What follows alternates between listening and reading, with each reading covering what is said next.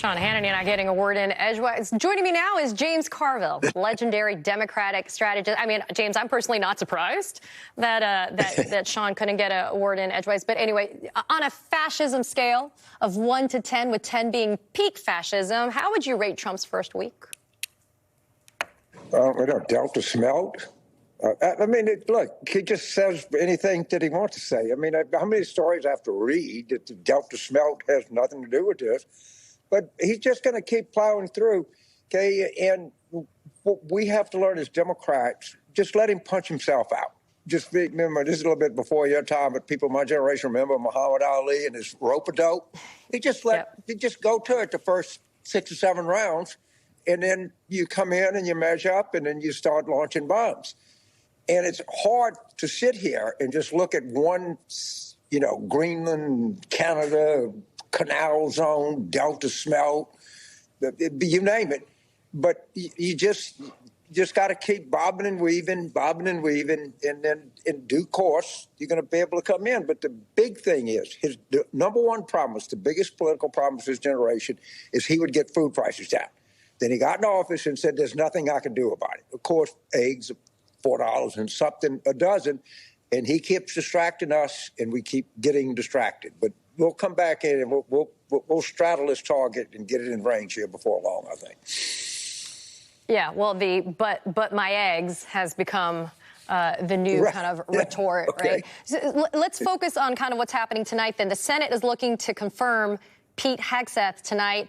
There were some blows, I think, glancing, albeit if we were going to stick with the Muhammad Ali kind of analogy here. There were some glancing blows that landed, I think, during the confirmation hearings. And the reason why we know that happens a little bit is you got at least 2 GOP senators who are the traditional naysayers, and Murkowski and Collins, that always have some concerns, quote unquote. They're a no. They're a hard no, which I'm grateful for. But it looks like Trump isn't actually even 100% sure about his on-again, off-again buddy, Mitch McConnell. Your thoughts about whether or not Mitch McConnell gets a spine on this Hegseth confirmation? I assume that he's going to vote yes. I mean, he ran that caucus for so long. And even if he votes no, Vance is going to, he might be saving it to let somebody else, some vulnerable incumbent, vote no. But they got another vote to spare because, as you correctly pointed out, if it's a tie vote, then Vice President J.D. Vance will be able to break the tie. And who cares? I mean, it's not horseshoes or hand grenades. If you confirm by 1 vote, you confirm by 100 votes, it's the same effect. But I do think that the Democratic senators are making them pay somewhat of a price for supporting this. And the more evidence that come out, the more evidence that's being hidden, the more people that they don't talk to, it builds a case. It's going to take time. We're not going to get instant results, and we just got to keep bobbing and weaving and rope-a-dope here. So far, they're doing okay. James, you're from the great state of Louisiana. I'm based out of Florida. You and I are no strangers to natural disasters. Trump floated today getting rid of FEMA. I mean, and we just heard him before you came on trying to condition aid to California on voter ID and talking about water coming down from the north to the south. I mean, I get your point that we need to keep on bobbing and weaving, but is there a critical mass, you think, that we reach, though, an accumulative effect of having something like federal aid from an agency that we've always recognized for decades as being around to help all Americans, regardless of political party, that it's going to blow up in his face a little bit on this? Well, it is, and the thing is, it'll take a little time. It's going. Now let's take things. The reason we live in a country, you're from Florida, I'm from Louisiana. We have a hurricane, which we're all very familiar with, but maybe too familiar with.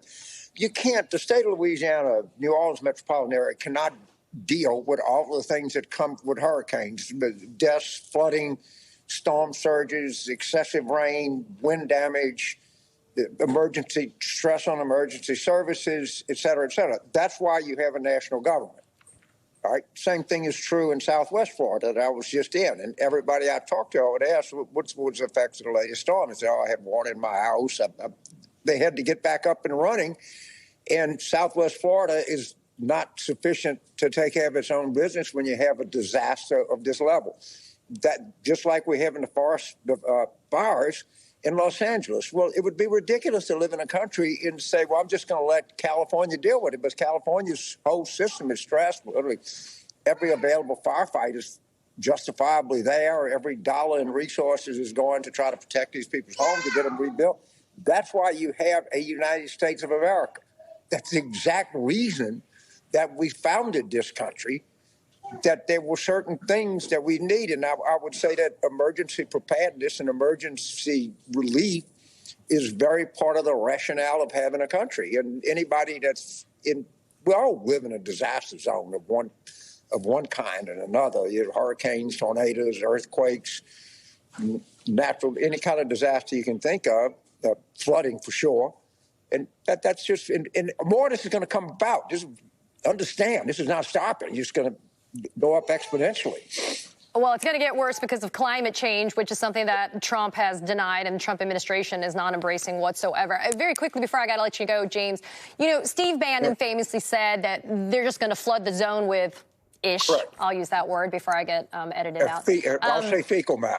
I think I can say that. Fecal matter. Okay, we're on the same page. Yeah. So, and listen, I get it. And I love the idea of bobbing and weaving, because I agree that I think that we kind of stay on our toes and we prepare for it.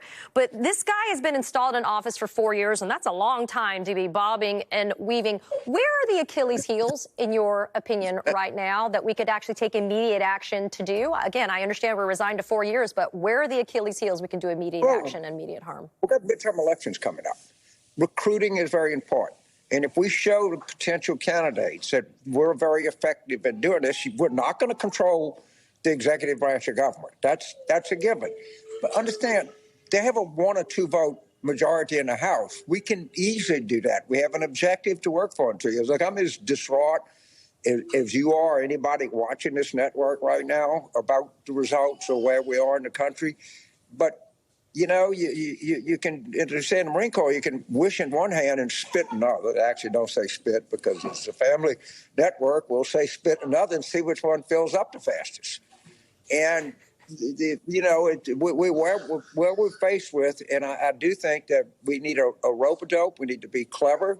We don't have power, but there are a lot of things at our disposal. As we get closer to the election, it'll continue. But we need to just keep bringing this up.